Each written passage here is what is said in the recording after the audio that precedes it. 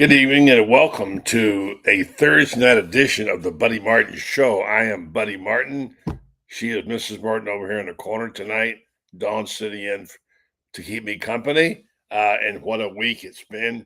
Craziness prevails. If you haven't heard the latest weather forecast show, pay attention. Lots of news to talk about, not the least of which is the new Super League. Have you heard about it? Do you understand it? There's a lot to learn. We hadn't scratched the surface, and we talked about it on the show last night. And the feeling among us is it's going to happen and happen sooner than later. And it's something I thought about way back in 1979 when I first drew up my model and started beating the drums for it. It's here. The Super League's going to happen. It's just so much stuff going on. It's hard to keep up, folks. We'll do our best here tonight on the program, and we've got coming up in just a minute our Orange and Blue Bloods brothers, led by Ben Troupe. He'll be joining us about 10 after. Then Franz Beard will be in the house, and Loren Meadows, the coach, will be joining us as well. Encourage you to go right now between the time we start the show. Check the weather forecast. It's not looking like it's going to be very nice this weekend. And afterwards, we're going to be in Gainesville on Saturday night. Chris Spears and I'll be taking the game into there along with our gang. And get well soon to Brendan Martin, who's under the weather, and Stella. So let's hope it all works out. It usually does. Stand by. The Buddy Martin Show is next with Orange and Blue Bloods Thursday.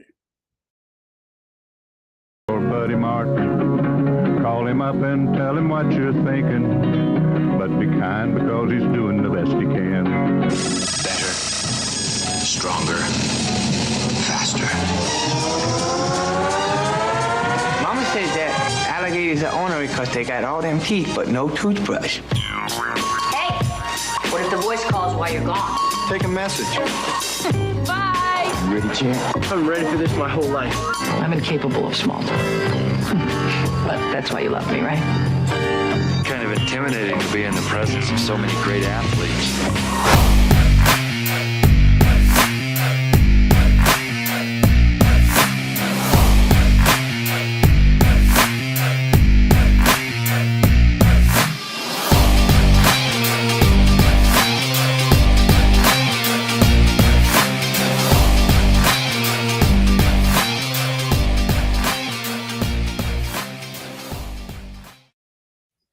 Good evening. I guess that there's a key word out there right now is comprehension. Can we comprehend what's happening in our world? Not the least of which is the crazy politics, the wars over in the Mideast, and the things that go on in our everyday life, trying to get through the day. I hope you're doing okay. I know the people of North Carolina and the region of Appalachia need all our prayers and hopes and thoughts. We'd all like to do something. We're going to figure it out. Mrs. Martin and I are going to get together with a friend, maybe, and our friend Kurzweil Ponder to send some money to the Red Cross in North Carolina. We have our family has a cabin up there in Waynesville, not far from all this stuff. It happens to be on the mountaintop, and it was spared. But the friends down below, what a mess. Who knew that you wouldn't be safe in North Carolina on a hurricane? It just doesn't happen. I mean, we could have easily been up there and then trapped forever. Awful scenes we see, especially around that area in North Carolina. And we just wish our friends and neighbors and all you people suffering somebody to get through this horrible thing that happened. Here's the bad news. Right down around the corner, there's another one coming. Yes. One of the models, I follow Mike's weather page, and many of you might as well. And he's pretty accurate without a lot of hoopla. And one of the main models showed the hurricane coming out of the next one, out of the Caribbean and Mexico, right across the breadth of Florida. Now, we know those models change, but man, can you imagine St. Pete getting hit by another one? All the devastation down there and stuff, it's just awful. It's going to be very wet this week. So, not sure if we're going to be raining at the Swamp on Saturday night. We'll be there for the big game. Never thought we'd say that about UCF. The big game to be played in the Swamp. Can the Florida Gators actually get over the 500 mark. It's like the Mendoza line in baseball. Florida getting above 500 would be epic. They could beat UCF. And by the way, that is the proper terminology. UCF, not Central Florida. For all you people who complained about it, that's the official word from the school. Call us UCF. They're not the Golden Knights. I had to correct our neighbors here today who said their son goes there and he loves the Golden Knights. Not the Golden Knights, the Knights. So we'll see. Florida, as you know, went from being a favorite by a point or point and a half to an underdog of 2.5 on Monday night. Craziness. A lot of stuff happening. So all that has to be digested as we get ready for the weekend and see where we are in this madness. Tonight, the tag on the lead was David Whitley's column, which is to say, can Billy be spared or will he be walked off the field after a loss and fired? So I don't know. You can talk about pros and cons. Frankly, they need him to get him through this season because there's really no really worthy interim. That's the truth. As far as coaches go, you can speculate all you want to. I've talked to people around the country the last couple of days. My friend out in Colorado, Joe Williams, tonight, early about that, he said, would Dion be considered? I don't think so, but I could be wrong.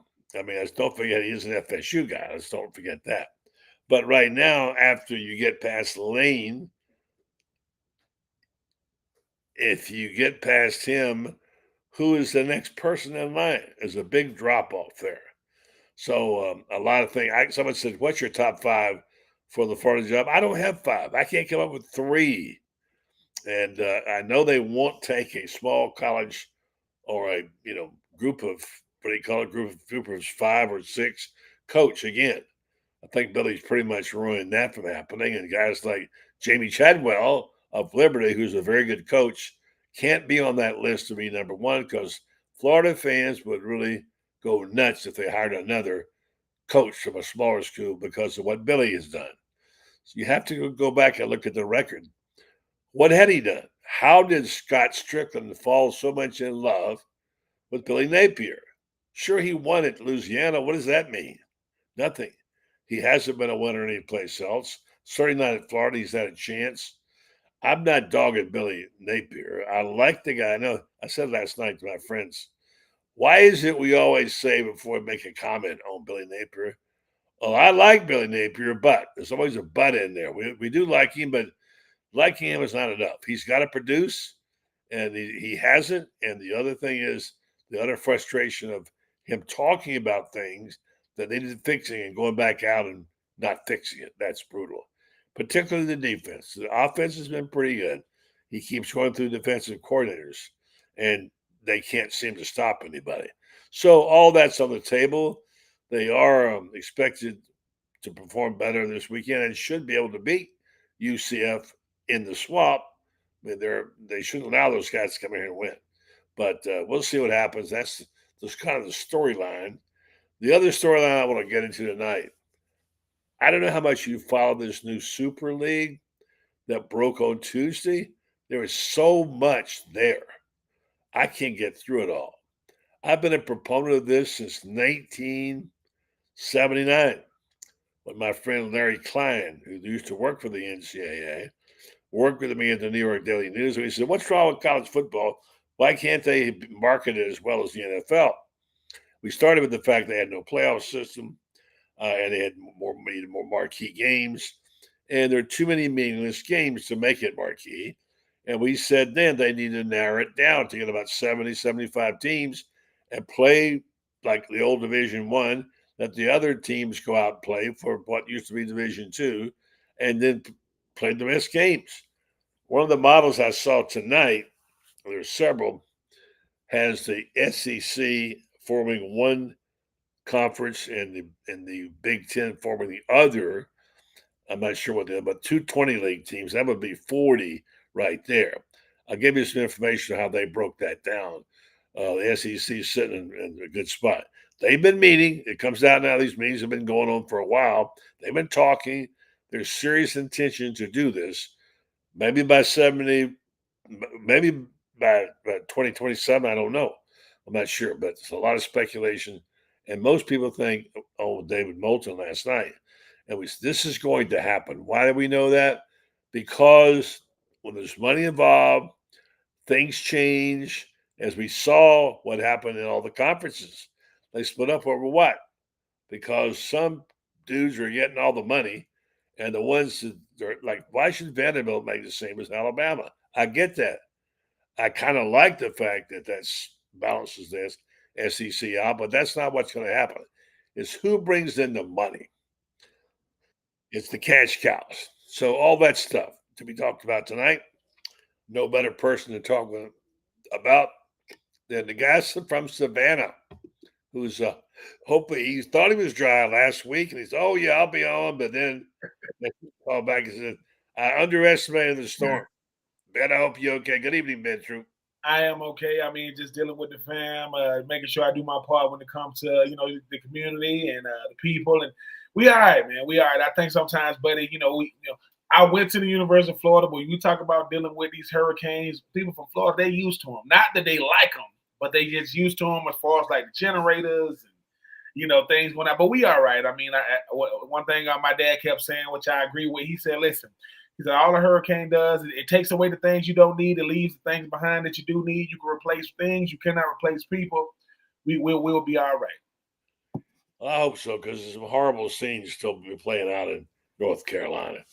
And it's just brutal what we've seen there. And again, you people up there aren't, you maybe Savannah a little bit, but the people in North Carolina are not used to having hurricanes like this. No.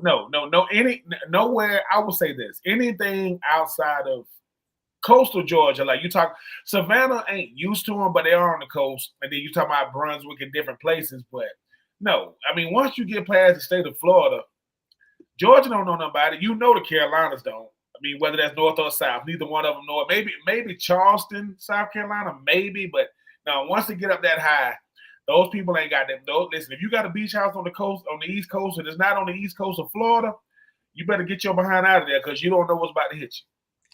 I saw this tonight on the weather forecast before I joined here, and I followed Mike's weather page, which is really good for hurricanes. Forecast models are predicting a major rainmaker next week from Tampa to Fort Myers to Miami to Jupiter. Latest GFS has Tampa getting smacked by double-digit tropical rainfall. This would cause more flooding for already hard-hit areas from Helene, and if you've seen St. Pete, it's a mess. I used to live over there, and they've dodged the bullet all these years, and they kind of say, well, we're bulletproof. It's not going to happen. Well, guess what? It just happened, and there's certain areas there that got hit really hard and underwater. And now if they take another one on top of this rain, man, I'm really worried about that. So this is crazy. It was a quiet season for a while. All of a sudden, exploded with this deal. Helene really blew us out of the water, so to speak. All right, let's talk about not so much the weather because we're not weathermen. Let's talk about changes. Last night I had a show on, is college football changing too much too fast? Is it a good thing? Now, you know me, man, and you've heard me say this many times over the years. I've always been about getting the 70 or 75 best teams to play in a super conference. I've always thought that. Now it turns out that's going to probably happen. Have you been reading this? Yeah, it's going to happen. They now are saying this new Super League can be developed, and they'd have two divisions, and SEC being one. Mm-hmm. I guess they have 4 divisions, but take the SEC. There's just one model, and they would put 4 more teams in it. They would have Miami, Duke, North Carolina, and Clemson to the SEC, and then over in the other conference, the ACC group, they put Notre Dame and FSU in the Big Ten, among others. Interesting way that would play out. I think it's coming. Why do I think it's coming? It's about the money, man. You know what happens when money gets involved. Yeah, buddy. I mean, do I like the changes in college football? Yes and no. Yes, I like them because nothing stays the same. But no, because I think it's like you said, but it's moving at such a rapid rate. It used to be a time that, people always talking about the original SEC, the original members, and then it went away, and then it came back with new members. But when you start talking about the revenue that's generated through college football, I don't think people understand how much these TV deals be. And the SEC is going to be the reason why it all switched up for this reason. You go back to 2020 in the pandemic, and Greg Sankey did a really, really good job of showing just how organized the SEC was, just how they stuck with, they said, we're going to start on this day. We're going to trust the medical professionals. Everything went smooth. But what he really did, buddy, he was able to add Oklahoma and Texas, and no one, it did not leak. In a world that everything leaks, even politically, even the most secure, facilities and organizations in the world have leaks. It didn't leak. And the one thing about the SEC, it's good for business. It really, really is. When you start talking about programming and players and schools and traditions and head coaches, even throughout the controversy. So yes, buddy, it is going to happen, because when the SEC was in the BCS, then it went to the college football playoff. I think because one portion of the country was winning all the national championships.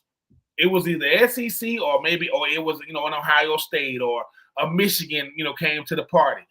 A lot of these teams in certain parts of the country, it's not that they're irrelevant. They just not winning the game. That even people that don't like football watch the national championship. Just like even people that don't like baseball or watch the World Series. When everybody's watching, you usually have a team in the South playing for the national championship, or, the Midwest, when you start talking about Ohio State and Michigan. So yes, buddy, it is coming. And for those who, are apprehensive to it, you might as well get used to it, because like I said, Franz Beard said it the best. He says transfer portal doesn't matter. NIL, it doesn't matter. When they kick the ball off, college football, it is idiot proof. All them distractions go away. How we get there, buddy, it's gonna look different. But the only way this wouldn't happen is if you try to not include the SEC. The SEC that's the train that makes it go. They kind of start everything, and think about it. Miami's gonna come to the SEC and different other schools. And they're going to tell Florida State, y'all going to the Big Ten. You don't have a choice. Either you want to be in this thing or you don't. But yes, buddy, it is going to be here. And as much as it's going to seem crazy to us, it's just going to take time getting used to. Because, buddy, like I said, had college football, when USC and Pete Carroll and those guys winning national championships, then you had to watch the whole country, because the best team wasn't in the South. It was on the West Coast. It's been a long time since we could say that. Nothing against Washington that was in, nothing against UW that was in the national championship. But I think because of geographic location, I think because of geographic impact, and I think because, the National Football League, as far as like who's putting the most players in year after year after year, yep, that 75 team is going to be here. You just hope. But, buddy, here's the thing. Who's going to be team number 76, number 77? Because there are teams that think they got enough brand equity to be a part of it, and they're going to be on the outside looking in. I mean, I don't know who those teams are going to be. No doubt. But you got to get Notre Dame. You got to get Notre Dame. I think that's the only way Notre Dame is going to agree to anything, because they roll to the beat their own drum. But we'll see what happens. Yeah, for sure. Back to that idiot proof. I think David Whitley had that. That was his quote originally. This idiot proof.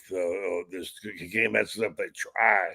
And by the way, tonight on the program, on my promo for the show, I quoted a David Whitley column, which he asked the question, what happens if Billy loses on Saturday? Should he pack his bags? Should he get out of Dodge? So, I don't know. What do you do? First of all, you're kind of stuck with no interim that you can stick in there. I mean, you might say, Billy Gonzalez and all that, but the truth is, we know there's nobody on that staff who can coach his team for 8 games or whatever it may be, 7 games. So we'll see how that turns out, but they're kind of in a pickle. I still go back to my original premise that Billy's a dead man walking. He's going to, short of going 8-0 or whatever, which is not going to happen, he's not going to be able to save his job. So something has to happen there, and we'll get into that discussion later again about the leading candidates who they should be. It's Mhm. all speculation at this point in time. But again, David Whitley said it was a GoFundMe to fire Billy Napier, and they had $620 in it. So it doesn't seem like there's too much interest in that. The question was, should Billy pack his bags if he loses? What's your thought? It's gonna be rough. It's gonna be a tough sell, but if he does lose, because once again, you would think that with that team over there on the Panhandle that's not having a good year, it's how you looked against Miami. Because let's face it, University of Florida is one of the big three. Gus Malzahn did not go to UCF because he didn't think they could compete, and he didn't think he could compete with the top brands in the state of Florida. Florida doesn't come out there. I mean, Billy Napier doesn't win on Saturday. I mean, it's already doubt. He's already cast a lot of doubt, right? He already has a lot of critics. Those last remaining fans that are trying to go to bat for him gonna have to believe, what he hasn't done. And it doesn't mean that he's not a good coach. And like we keep saying, buddy, Florida ain't for everybody. Everybody wants to coach here, but it ain't for everybody. And I think for Billy Napier, we said it. Is every game in Florida important? Absolutely. Is the next game the most important game? Absolutely. But he's made it so that, buddy, that every single game he coaches is pivotal. And that's what he's done or hasn't done up until this point. And like I said, I remember when Gus Malzahn got hired down there at UCF, I said, he's trying to come for the state of Florida. Now, will UCF ever be considered a part of the, a Big Four? I don't think so. And the reason why I don't think so is UCF has that undefeated year where they said, hey man, we're gonna say we won the national championship, even though they didn't. I just don't. It's gonna be hard, buddy, because once again, if you got a chance to know Billy Napier, you would have something personal about him. Because when you sit down with it, what I had to realize, even though I'm more of an analyst, I'm not a journalist, but when you sit down for a one-on-one, it's what Billy Napier would have told you when the cameras was off. It's what y'all would have talked about before the interview started or after the interview was over. You would have got a chance to know him. You don't know him. He didn't give you that chance. I don't understand why. I'll never understand why. And I think, once again, Billy Napier has done himself a disservice with certain people in the media. No, you can't do it with everybody. I get that.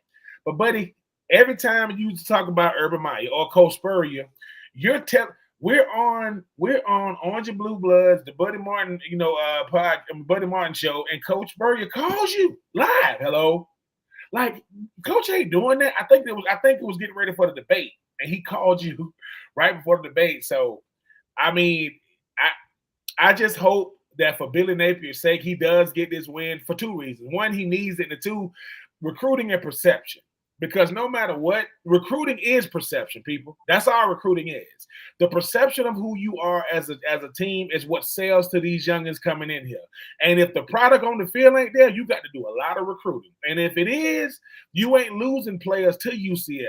You ain't losing players to USF and Florida State and Miami because the product is there. So, yeah, I do think that if he loses, buddy, this week, that's going to be a hard sell because we've seen this before. Potential is over with. You get the potential. Listen, your first year is an outlier because you got to get used to it. Your second year, okay, he's trying to get it going. This your third year. Like what will we have looking forward to outside of DJ Lagway coming? But if the head coach is the same, the players can change. The mentality can change. But every time you see Georgia play, they got Kirby Smart's mentality. Coach DeBoer, yeah, they won against Georgia, but that's the culture.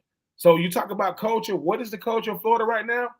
It's uneven. It's unbalanced. It's inconsistent. And until there's a level of consistency that comes with Billy Napier, we're going to be doing this every week, buddy. When it's Kentucky week, we're going to be doing this.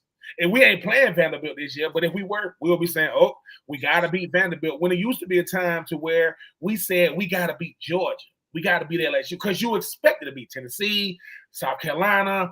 Now it's, hey, man, it's a head scratcher because, like I said, it's been so inconsistent since yes, we're going to try to root for him, but because we have to. But, buddy, he just made life really hard on himself because, like I said, Florida doesn't have an in-between. We either really, really good or really, really bad. And Saturday, I can't stand these night games. I cannot stand them. But Saturday night in the Swamp, it will be rocking. But I think people are walking into the stadium wearing orange and blue, but they're very optimistic. They're kind of they're more pessimistic than optimistic because, like I said, Coach Napier hasn't shown any level of consistency. Yes, he's had some, good moments, not too many bad moments, buddy. And you know how we do. We compare the good with the bad, and the bad seems to be outweighing the good. Maybe we can add some more good to that thing on Saturday night. We're going to do a little spot here on a commercial for our friends at Melton Law. But before we do, I'm going to use a golf analogy to address what you said about will UCF ever become one of the big five and why they won't. And it has to do with the Players' Championship, which I've been covering forever. I lived in Jacksonville, and it's always, will the Players' Championship become the fifth major? And that question was asked every year. And the answer is no, it's not going to come to, because you just don't vote it in. You don't make it. It's something you earn, and you get it because you think for 1 second that the British Open would be voted out. No, it's not something you vote on. It is organically what it is. They will never be part of the Big Five. They may have a great year. They may win a conference championship, but they will not be in that top four. No. And you're right, buddy. When I got to the University of Florida, I didn't understand how, ginormous this brand was. I knew Coach Spurrier. I didn't understand how big his impact was, not just with Florida and the SEC, but college football. And I think that's the thing about teams like UCF and USF and FAU and FIU. It ain't their fault, but traditions can't just be within the confines of the school. They have to live outside of, Gainesville. They got to live outside of Orlando. And I think for me, the thing about a University of Florida is the brand of the University of Florida can take a hit, but it's still the biggest brand, right? It can take a hit. Brands take hits.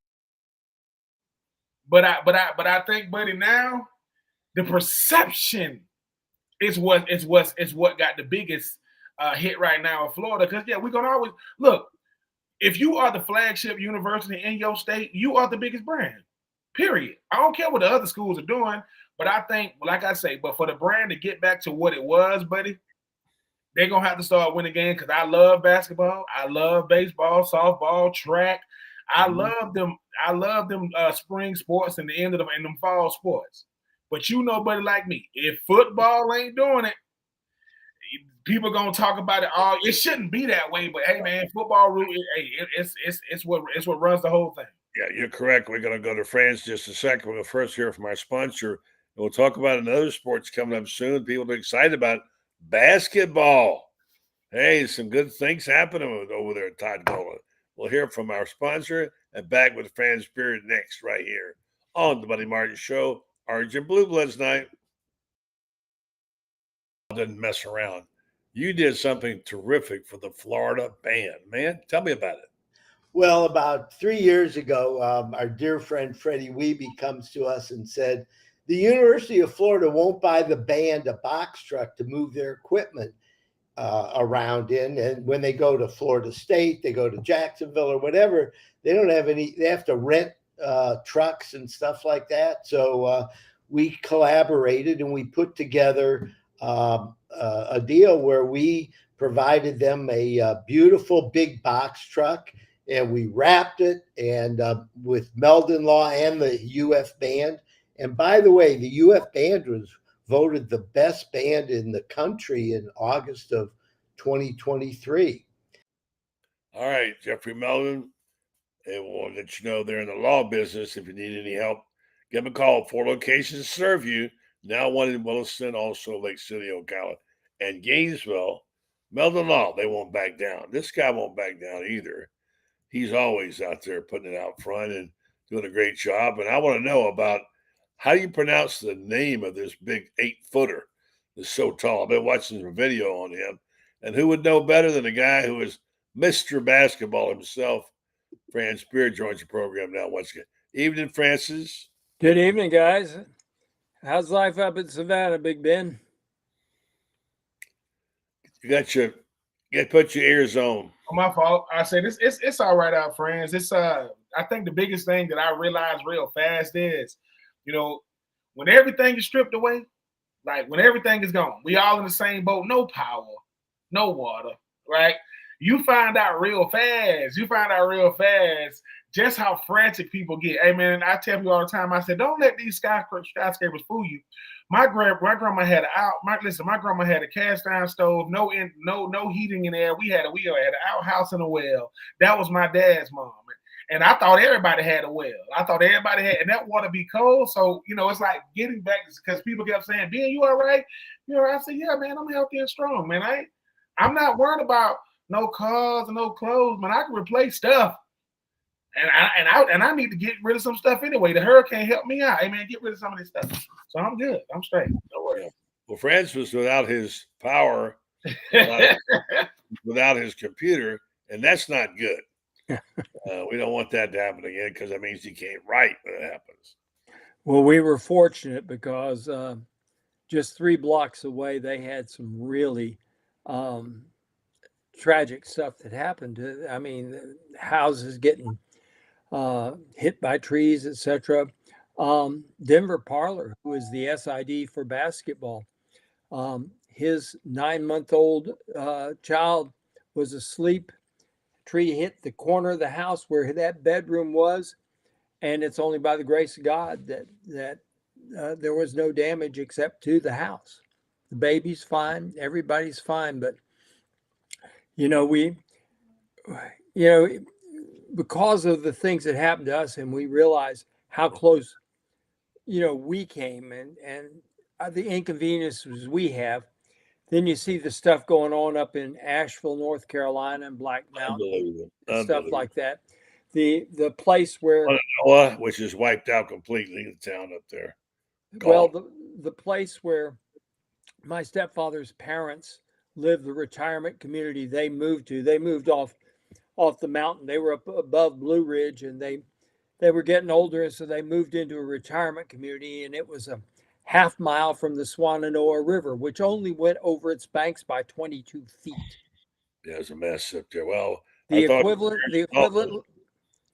equivalent of 60 million Olympic-sized swimming pools of water fell on Buncombe County, North Carolina. Amazing. It's something like 40 billion before they get to things. It's going to be amazing. You mentioned Denver. You mentioned basketball. Let's flip it over to a second and talk about this basketball team. I've been watching some workout videos. What's the big kid's name? Olivier Ryu. Ryu, right? Yeah. Instead of Ryu. Yeah, whatever. Okay. I think it's he's not the most coordinated guy, but he's not bad. And I loved watching the workout where they feed him the ball and he does the alley-oop and what have you.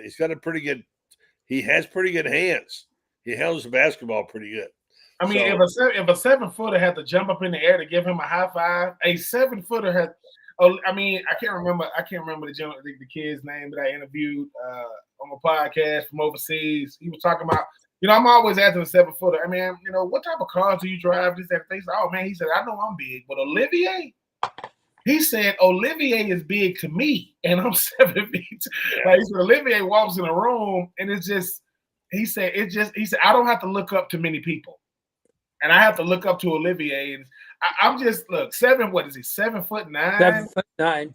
Yesterday, I'm coming into the Hefner complex, and they have the dining hall where the main entrance is. The dining hall's over to the right. And there's Olivier getting his food. And beside him are 2 gymnasts. I'm just happy to go to Florida. Both of them had a hairline, and maybe their hairline above his waist. Oh my God. And just chatting away with the 3 of them just chatting away like this is nothing new. This is nothing abnormal.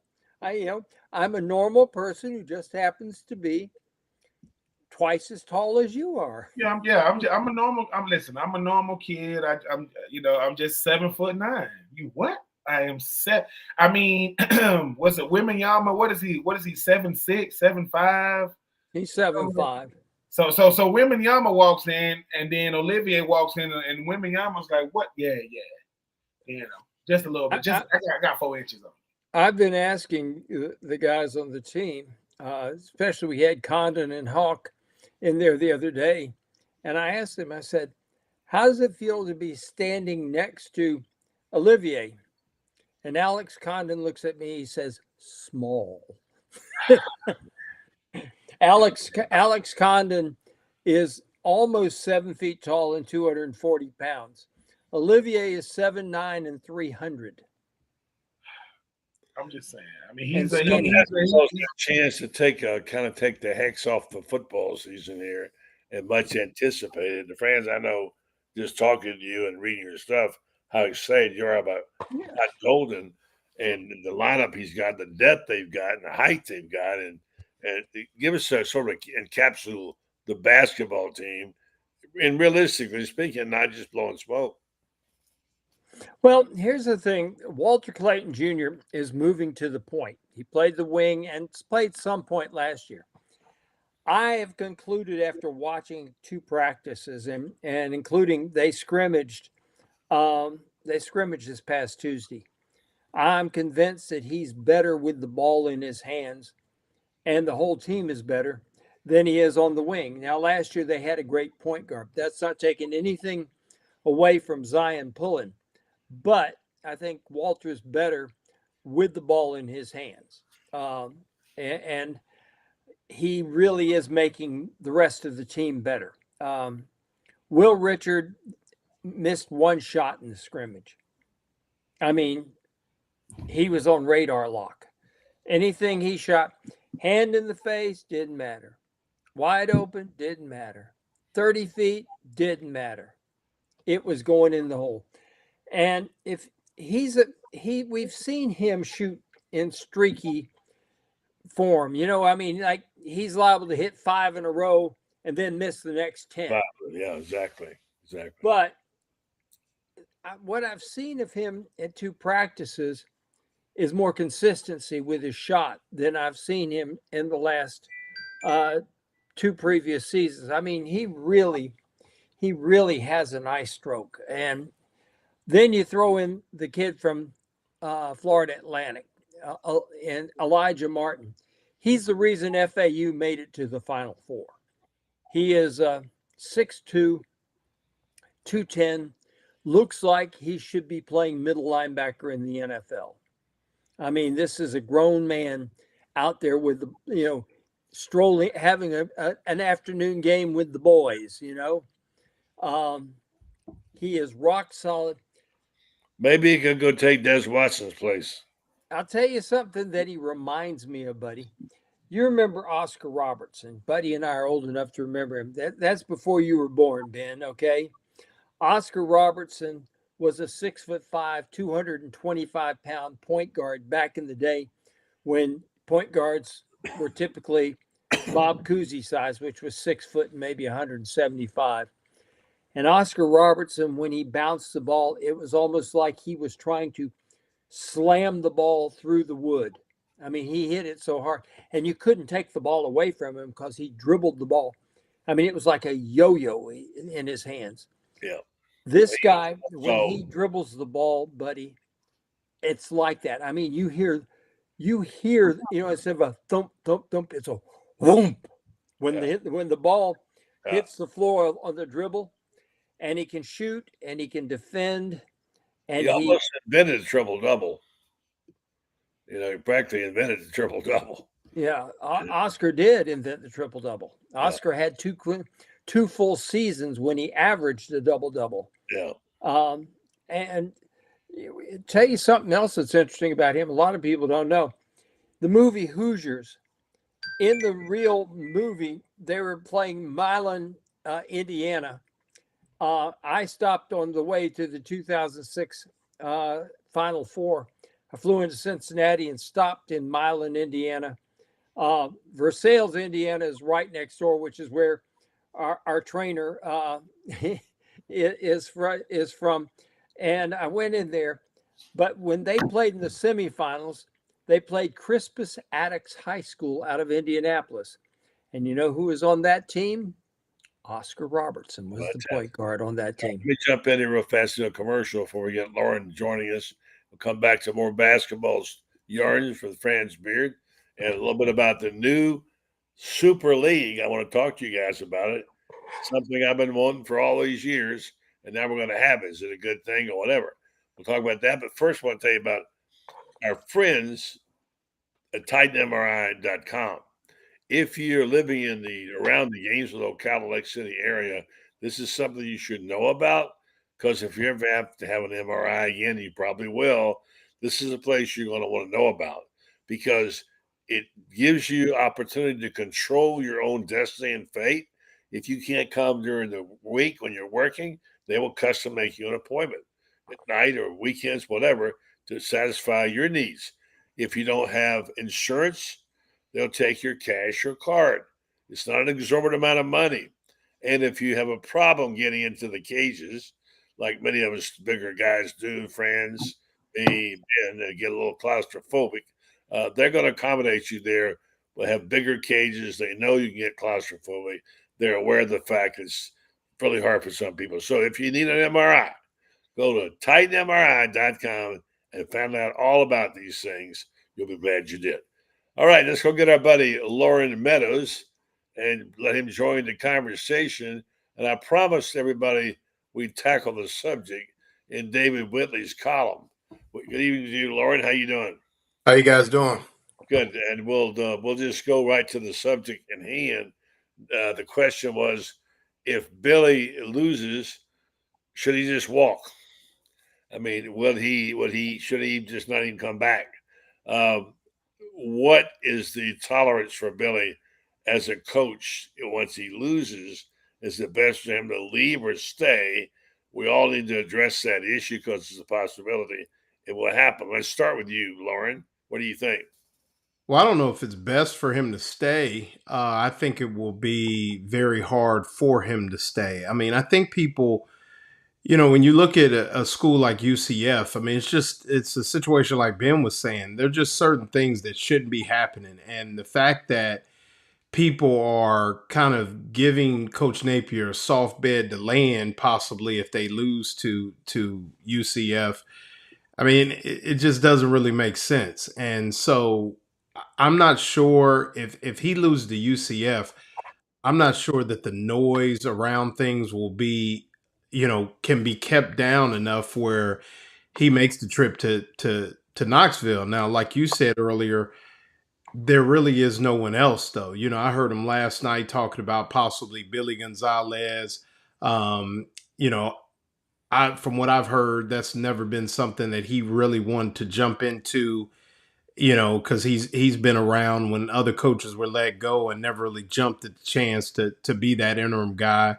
Yeah. And it's just going to be a lot, man. I think all of this has been just a quagmire of just mess. And you got a football team that should be able to go out and lean on UCF based upon what we saw in the Colorado game, them being able to run the football against UCF at a nice clip, 7-8 yards a carry, but you just don't know. And that's what's sad. And what else you don't know is who your head coach is. And I just think that all of that, when you look at the bottom line, if there's a loss to UCF, I think it's just going to be one of those things where people in that neck of the woods are going to start to signal this changing of the guard. They'll be 2-0 in the last two against Florida. And in their mind, it's going to be, okay, we're in the Big 12 now. We're getting ready to eclipse Florida. And I just think that noise is going to be too loud.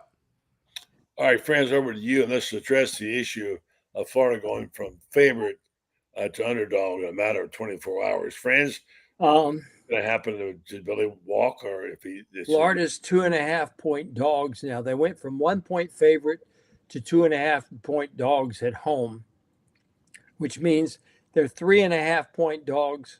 That's a 3.5-point swing, and 2.5-point dogs at home means that the odds makers think you would be a 9.5-point underdog if that game were being played in the bounce house. Now you think about that. 9.5 point underdogs to UCF. That's what that means, folks. I mean, a lot of folks don't understand, these point spreads. These point spreads are based on, okay, you have a built-in 7-point edge at home. Okay. So you take that away. If you're 2.5 point underdogs at home, they think that this other team is better than you are. That's unacceptable. I've talked to quite a few people, and the general consensus that I hear is if he loses, he won't be coaching in Tennessee. Now, who's going to be the coach in Tennessee? There was a lot of talk of Dan Enos, and a booster who writes really large checks told me, and I'm gonna give you word for verbatim what he told me. He said, that sumbitch has been fired from 6 straight jobs. Why are we going to hire him and to be the interim coach the rest of the way? Which is a relatively good question, I think. Why would you hire this guy to be the interim coach? Buddy, as we heard a couple weeks ago about this situation that could be going on, Charlie Strong's available. And Charlie Strong, I think, if you're looking for an interim coach, and Ben, you know him personally, Buddy and I know him as well. I don't know if Loren has ever had a chance to hang around with him. Way back at Notre Dame. That's how far back. one of the classiest guys you would ever want to meet. Talk about a guy that really and truly could step into a situation like this and command the entire room.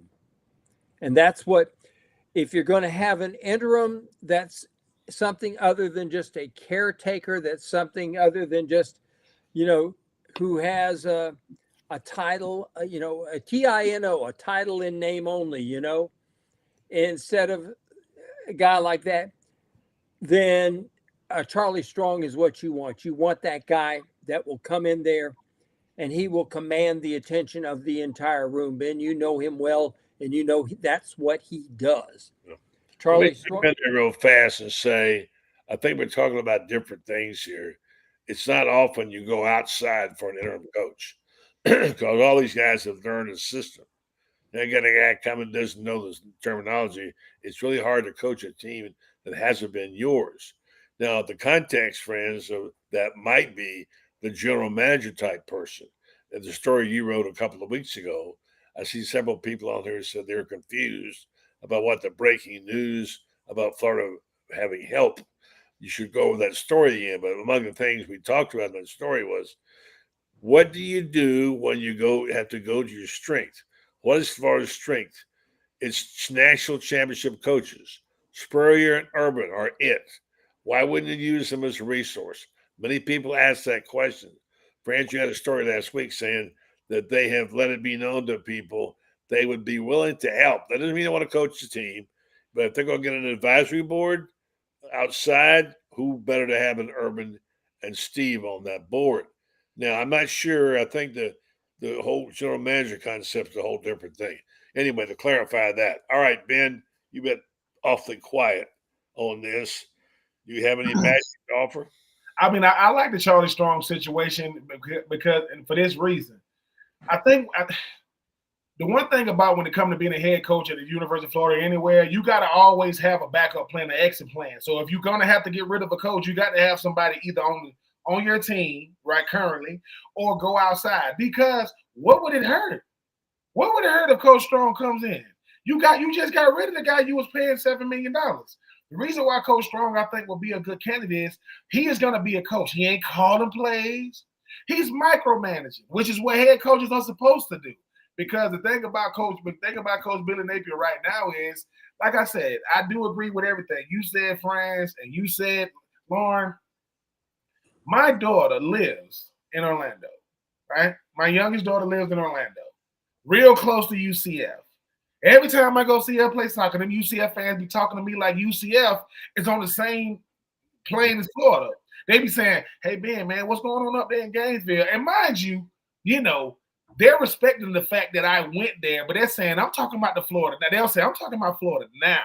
I know the Florida because I think sometimes when we get to talking about Florida, we are talking about what it was, hoping that they could get back there. But when it comes to guys like Coach Spurrier and Coach Urban Meyer, that can't be the barometer. That cannot be it because they are some of the best coaches ever. Forget Florida. They're some of the best coaches ever. I love the fact that they want to help. And Coach Spurrier, hey, man, I'll help if you need me to help. And then they're going to say, well, how do you want to help, Coach? Because then you're going to say, how do you want him to help? Because I think what happens is when you come to right now, we do not know how bad it is within the confines of those walls because we ain't there. When Loren be saying they got a Monday through Thursday problem, they got a Monday through Saturday problem. Because every time on Saturday now, we be everybody's nervous when their team plays. But it's been a long time since we've been comfortable to say, hey, man, Florida got this. They got this today. What? It used to be times they're going to beat them. Now you nail biters every single game, and it's been like that for a while. Because what happens is, like I said, Coach Spurrier, one of the greatest to ever do it, period. Duke, South Carolina, Florida, boom. Urban Meyer, Utah, Florida, Ohio State. You see what I'm saying? But look at what happened in between that stuff. That's how hard it is to find, a national championship coach. How many of them are active now in college football? Not many. So it's hard to do what they did. But I think the thing about now is with Florida is all recruiting is perception. When you got a good product, recruiting is easy because they know what they're getting. Yeah. When you don't got a good product on the field, you losing guys on early Saturday, national Saturday. But come Saturday night, that's gonna be the longest 3.5, 4 hours of our life because God forbid we get down and got to come back. God forbid we got to lead and keep it. I'm not saying I don't think UCF is a better team than Florida. I think UCF is more confident because them players got to go out there and execute. And I kind of wish UCF would have lost to Colorado because they coming in knowing, I wouldn't have lost because they coming in saying, oh, okay, but because of how they got beat, they coming up to Gainesville motivated because Gus Malzahn, say what you want about him, he's a good coach. Well, and I was going to say, I'll be real quick. Just sitting there. You next. I just had a brief question for Franz. I'm going to come to you next. Franz, where is Charlie Strong? People are asking. You know where he is? He's here in Florida. He's retired here in Florida. He's available. He's available. And let me just throw this in. I'm telling you what somebody told me today would be that Charlie Strong, they would like to see Charlie Strong as interim. And I can't disagree with that if we're going to have an interim coach simply because of the fact that, as I've previously said, he could walk into this situation and he would command respect. You would not have guys saying, well, okay, this guy's in charge. I'm just gonna, put in my time till the end of the year. I'm just gonna punch my time clock, so to speak. Charlie Strong would come in there and say, this is the way it's going to be. And if you don't like it, then get the hell out of here now. But if you want to hang around here and get better and leave here with some self-respect, I'm your guy. And that's what he could do. Loren.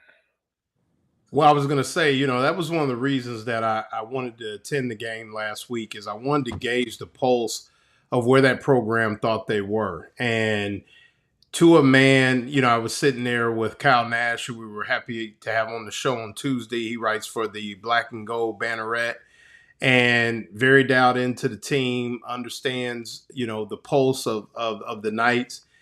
And they think that they are better. They know they do. They think that they, Big 12, all that, they think that they are a better football team. And I kind of thought that going down there, but then when I got there and I really started to see what was going on, even pregame and things like that, you just see a football team that, they won't be intimidated. Now, I will say on the flip side of that, sometime if Florida can get it going, you get in the swamp, and it's not like playing at the Gasparilla Bowl and things like that. It's more of, okay, this is actually their house, and it's a little different and things like that. And if you guys remember, even KJ Jefferson, even though he didn't play great against Florida last year, Florida just kind of handed him the game. So, but as a program and just, top to bottom, it's a football team that thinks they're going to come in here and get a win on Saturday. Okay. I agree with that 100%. And the Gasparilla Bowl, and I hate to go back to that, but Bruce Green, no, I don't think I know everything. Sorry about that. You're barking up the wrong tree here. Anyway, Bruce, if you were at the Gasparilla Bowl, let me say this to Bruce. Bruce, this is a show where we ask for our expert's opinion. If you don't get that, you need to go to another show. Go ahead, Franz. Here's the thing that those people from UCF, that was their Super Bowl. They partied for hours afterward. Tampa, they wiped the streets clean the next day with the UCF fans who couldn't stand up and walk, and the party moved over to Orlando and lasted for days afterward. It's going to be the same thing here. It's kind of like back in the day when Billy Donovan was coaching basketball here, and USF had a pretty good ball club, and they came up here thinking this was their NCAA championship game when they came up here. Little brother always wants to punch big brother in the nose, and they're coming up here with that attitude. We're going to punch you in the nose. So what do you do when somebody punches you in the nose? Do you sit there and go, oh my gosh, my nose is bleeding? Or do you rear back and you punch them back? And that's what's going to happen. If Florida doesn't punch back, these people are going to it's going to be like pop, pop, pop. That's what they're going to do. Okay, guys, here's the one to address. Each of you get 30 seconds on the subject. From Robert, who wants to talk about this, all this talk. And Perry Mason says, Franz, I think you know a lot about F5FB. I trust you. You know more than what you're saying. So there you go. That balances out, Bruce. And then Bruce Green says, I love you, Franz. Although he says fans. Okay, they're all happy now. All right, the subject at hand here is Robert Turner. All this talk for weeks about Napier getting fired. He's still the head coach. Stop it. What if Florida wins out? It's possible, not likely. Go Gators. Yes, Robert, and it's possible I can hit the lottery tomorrow. Okay. Go ahead. 30 seconds each. I thought you did about this, about Napier, about knowing for address Robert's. Well, I mean, first of all, you're not going to fire a coach after the first week, you're not going to make that kind of move unless there's something just totally egregious. And we've seen teams make these turnarounds and guys save their jobs and things like that. So now we're getting into where now the season is moving into its critical phase. And you have to make a decision based on what could happen Saturday or what could happen a couple weeks down the road. And, the football team, in a lot of ways, to Billy Napier's defense, has played better. They went on the road and played well, which had not been their forte. So that was an improvement. I mean, you got to give him credit there. So I just think it was a little too early now. But to think that he is not on I'm not going to say dead man walking, but if he is on the hot seat. Now, could he be the coach next year? Absolutely. But that is yet to be seen. But, from all intents and purposes, he is week to week with a lot of people that make those type of decisions and can control the narrative from a pocketbook standpoint and things like that. Because we've all. I think he's sitting on a frying pan. What do you think? Oh, it's hot. I mean, it's definitely steaming. But I think what Loren just said is correct. It's if, when we talk about things like, he's still the head coach, but what if Florida wins out? Let me tell you something. if Florida did that, if Florida wins out, it's still going to be a head scratcher. And if you're talking about, well, what happened before? If something like that happened, if he wins out, listen, obviously everybody on this panel hopes that he wins out. But we live in reality.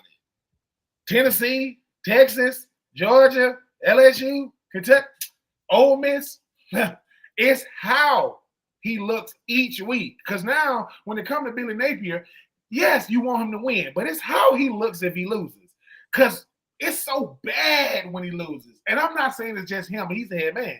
It's just really, really bad. Let me tell you something. You cannot have no more losses that look like Miami. Not in the swamp. That cannot happen again. And yes, Miami has turned out to be a better team this year with Cam Ward. I get it. But once again, it's different when you playing teams in your state. So Miami, okay, that's a watch. You got UCF, and I don't know what's going on in Tallahassee right now. And that's going to be a big discussion, too, when they play them. But right now, you got UCF. I think if he does win out, hey, man, if he wins out, that's self-explanatory. It speaks for itself. But I think the thing about Billy Napier is, once again, everybody's watching Florida now, and not for something good. Everybody's watching to see. And I'm talking about people that root for Florida and root against them to see, is Billy Napier going to make it through 2024? And like I say, when we were talking about the gauntlet, remember Franz and Loren and Buddy, we was talking about potentially going 5-1, 6-0 in the first 6 weeks. Now you 2-2, hoping to God you beat UCF. That's where we are right now. And like I said, I mean, with so many things to do in Orlando, them UCF boys, they coming up to Gainesville. Once again, excuse me, these schedule makers, I don't like night games. I just used to love them. But if he does win out, yeah, it speaks for itself. But I don't see that happening. But that road to 7 wins has gotten really, really ugly now. And now we saying a team that we slided to beat on Saturday night has all of a sudden become a question mark. Not that they can't beat them, but it's going. I don't know how many years I'm gonna take off my life on Saturday night. That's the whole point right there, man. We'll wrap it up with this. If this were talk back in August, and we talked about the schedule, and said we got to win that UCF game, we'd laughed at each other.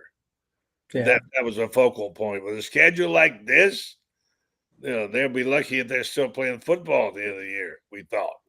Now we're worried about beating UCF. Where are we going with this program? That alone says lots and lots of things about this program. Final thought, Ben, and then Franz, and then Loren.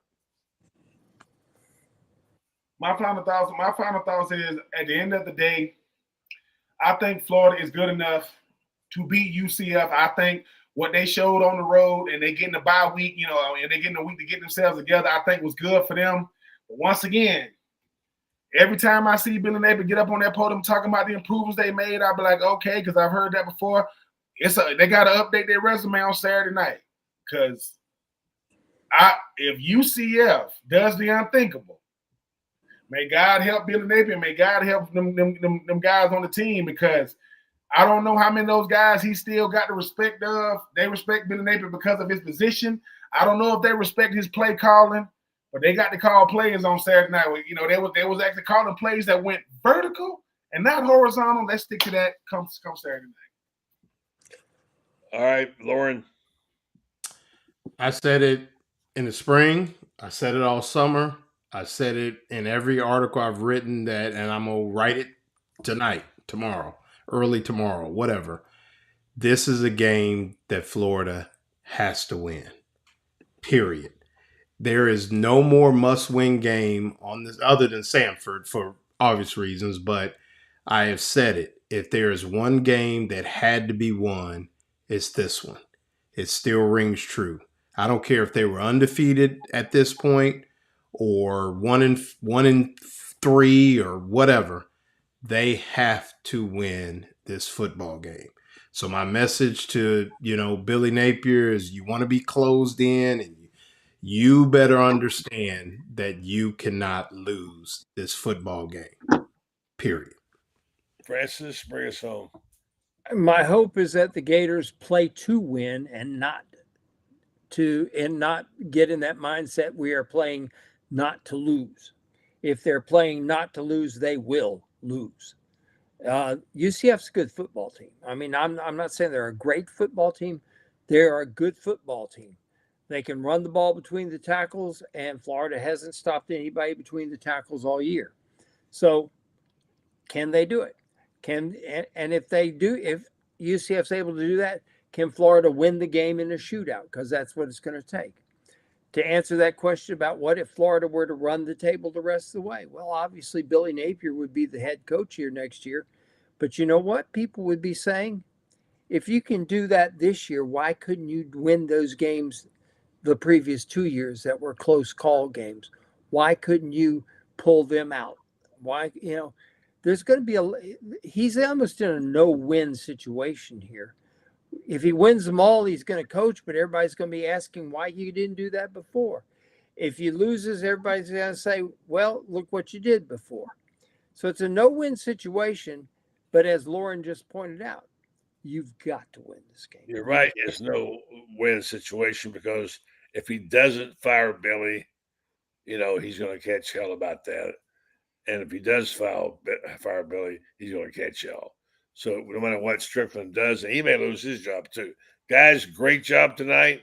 Thank you, Ben. Thank you, Loren. Thank you, Franz. I'm going to get out of here tonight and tell folks about Red Star. Have a great weekend. I'll see you at the ball yard on Saturday, guys. Yes, sir. Yes, sir. Have a good one. All right. All right. All right, guys. Thanks very much. That's Orange Blue Blood team there. Always good to have them together. And we'll wrap this thing up as we tell you about Red Star, our good friends over there, and what they do for us so much. We do appreciate all that they are and what they do for our community and what they do in general for our health. What's more important than that? Certainly nothing. I just want to say that my good friends over at Red Star have been supporting me for a long time, and I am most grateful. Joe Sorrentino, Mary Brantley, and the team over there, they do a sensational job in the community. They also do a great job supporting the Gators, and they also do a great job with doing things to help our health. And I say this every night because it's so important. It took me a while to understand this, but now I get it. Grassroots research is the bedrock of good medicine. And they focus on that at Red Star. They've done now, we haven't counted them lately, but since they started, they probably have done over 800 clinical trials. If you know what a clinical trial is, well, it's when they bring a group of people in who qualify on a certain subject, whether it's asthma, whether it's whatever it might be, and they give everybody one treatment and they give one other person something else. And they take the results and they get the data and they put them together, what it shows, and that data goes off to one of the big companies to help tell us about our health. It's a great way, the grassroots research, to get to medicine. So let's give them a big kudo for what they do at Red Star Medical Research, seeking tomorrow's answers to the health questions of today. Folks, good show tonight. Have a good weekend. We'll be at the ball yard on Saturday night swap. Let's see what I'm going to bring. Wouldn't it be something if they won and got over 500? Think about it. Wow. That would be an accomplishment given what we're seeing for this team and what they was facing them. So have a good night. We'll probably talk to you over the weekend at some point. Pop on and make a comment or two. Always like to stay in touch with you and get your thoughts and feelings. Have a great one, folks. Good night.